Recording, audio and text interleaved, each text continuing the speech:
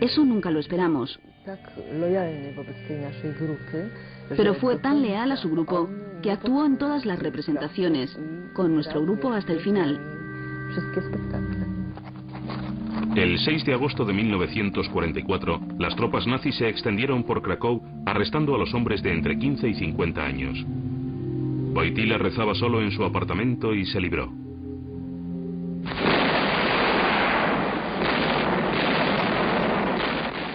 Al día siguiente, el arzobispo de Cracovia, temiendo por las vidas de sus seminaristas clandestinos ya que la batalla se aproximaba, los reunió para esconderlos en su palacio, el que un día ocuparía Wojtyła como arzobispo.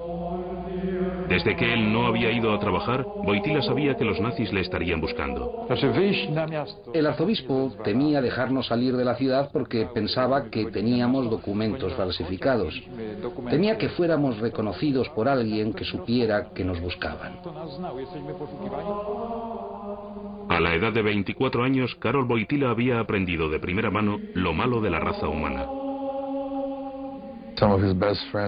Algunos de sus mejores amigos fueron llevados a Auschwitz. Él vio gente asesinada, apaleada en las calles.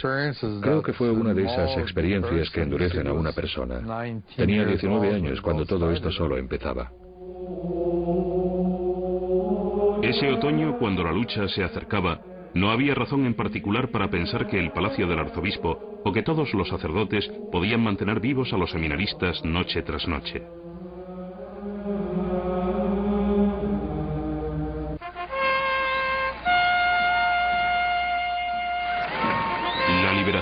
En las batallas que mantenían los nazis fuera de Polonia. Los ejércitos de un monstruo daban paso a los de otro.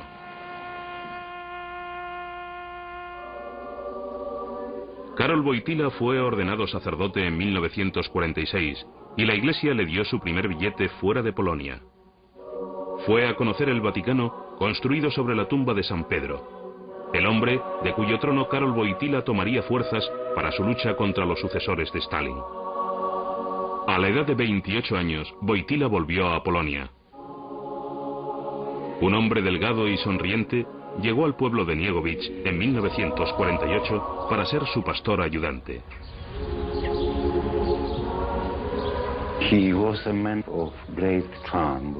Era un hombre encantador, muy sencillo y por supuesto con una gran cultura e inteligencia. Y era evidente que era un hombre de gran espiritualidad, muy amistoso y bastante agradable en cuanto al trato directo con la gente. En Niegowicz y un año después en la parroquia de San Florián, el padre Wojtyła era querido por sus parroquianos. Era famoso por las excursiones que hacía a sus queridas montañas durante sus trabajos con grupos juveniles y de estudiantes. No importaba si íbamos a través de una tormenta en el lago o en el bosque, nunca se quejaba. Y siempre estaba de buen humor y contando chistes. Para él eso era relajante. Estaba en contacto con la naturaleza. Y en esta naturaleza, obviamente veía a Dios. Cuando estábamos remando, siempre había alguien que quería ser su compañero. Había turnos porque todo el mundo quería ser su compañero. Era obvio en sus excursiones al aire libre que le gustaba el liderazgo. Creo que era un hombre principalmente tradicionalista, con una gran fortaleza y control de sí mismo. Y con espíritu para ser bondadoso y más fuerte que los demás. Era un sacerdote famoso, pero a causa de su calidad intelectual, sus superiores le relegaron de sus funciones parroquiales en 1951, por lo que pudo estudiar una carrera. En 1952, bajo la dirección de Stalin, los derechos humanos fueron de nuevo violados en Polonia. En 1953, el general jefe Stefan Wyszynski fue arrestado por criticar al gobierno. En 1954, el seminario Krakow, donde Wojtyła enseñaba, fue clausurado. Él fue transferido a la Universidad Católica en Lublin, donde enseñó ética y filosofía. Sus estudiantes le encontraban muy simpático, pero notaban su control. Es introvertido y tienes que tratarle de tal forma que se sienta a gusto y seguro contigo. Pero esto no le llevaba a desvelar sus secretos. Es un poco como un psicólogo que sabe cómo abrir tu mente, pero no mostrará la suya. Así que es una persona muy misteriosa. Publicaba su poesía bajo seudónimo. Se pensaba que el culto era inadecuado fuera de una iglesia, pero Wojtyła siempre lo practicaba donde quiera que fuera. Cada mañana celebraba una Eucaristía en lugares muy extraños. Algunos eran un bosque profundo, otros la orilla de un lago. Lo necesita y lo necesitamos. También probablemente sentía en lo más profundo que es adecuado porque está unido a los derechos humanos. Sus amigos jóvenes le apodaban tío. Llegamos a ser, en cierta forma, su familia. Y cuando uno de nosotros decidía pedir en matrimonio a una chica, antes consultaba al padre Wojtyła. Él nos casaba, bautizaba a nuestros hijos. Estas relaciones personales fueron la base para el libro de Wojtyła titulado Amor y responsabilidad. Trataba sobre distintos aspectos del amor y afirmaba que el sexo en el matrimonio podía ser una de las cosas más maravillosas en la vida. Todas estas confidencias de los demás le infundían el mayor respeto por los sentimientos entre un hombre y una mujer. Ve a los amantes como a los que dan y aceptan un regalo. Esto fue en esa época, hace mucho tiempo, muy novedoso. Porque nosotros estábamos acostumbrados a que la Iglesia nos hablara de la sexualidad en términos de tener hijos. Él enseñó que nadie puede ser utilizado como fin. La dignidad inviolable de todo ser humano había llegado a ser lo más importante para Juan Pablo II en moralidad y política.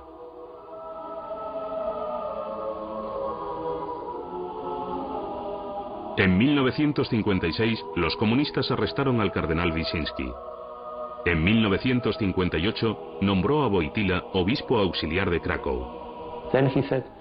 Entonces dijo: pero soy demasiado joven. Tenía 38 años. Pero el cardenal dijo: no dudes que el Santo Padre sabe tu edad. Wojtyła ahora trataba directamente con las autoridades comunistas. El cardenal Wyszynski empezó a enseñarle los secretos de tratar con los comunistas. Había encontrado en Wojtyła al perfecto compañero. Podían jugar al bueno y al malo. Desde el punto de vista de las autoridades comunistas, pensaban que Wojtyła era 20 años más joven que Wyszynski, ya que tenía una mente más abierta y más flexible. Y Wyszynski era un enemigo. Y por supuesto, ellos habían negociado duramente. Descubrió que era posible negociar con los comunistas desde una posición fuerte, aunque parezca una posición de debilidad. Creo que aprendió mucho sobre diplomacia. El joven obispo aprendió mucho más incluso sobre diplomacia en el Concilio Vaticano II celebrado en Roma a comienzos de los 60. Todos los obispos del mundo fueron convocados por el Papa Juan XXIII para reconsiderar aspectos de la Iglesia Católica Romana.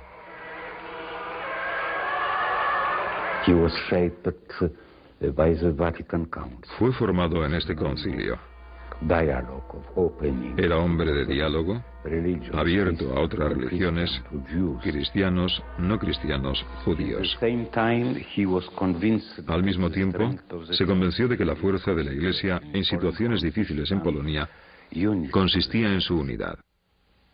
Un punto tratado en una entrevista antes de llegar a ser papa. The church in Poland is living its own life.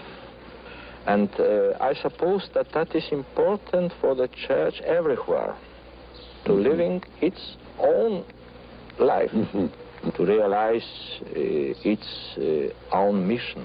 The most important problem is atheism and Marxism. That is a anti-religious ideology and system.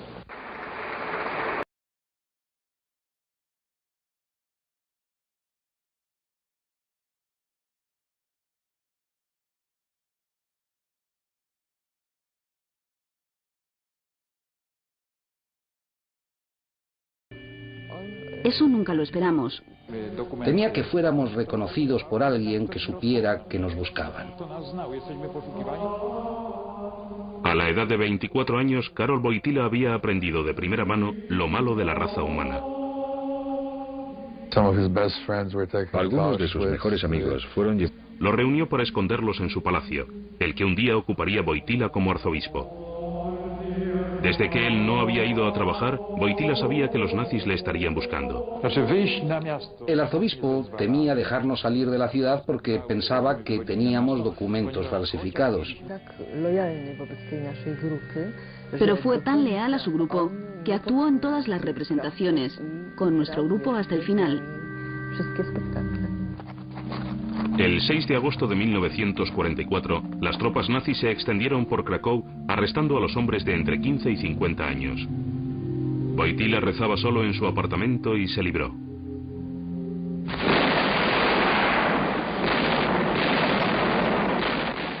Al día siguiente, el arzobispo de Cracovia, temiendo por las vidas de sus seminaristas clandestinos ya que la batalla se aproximaba,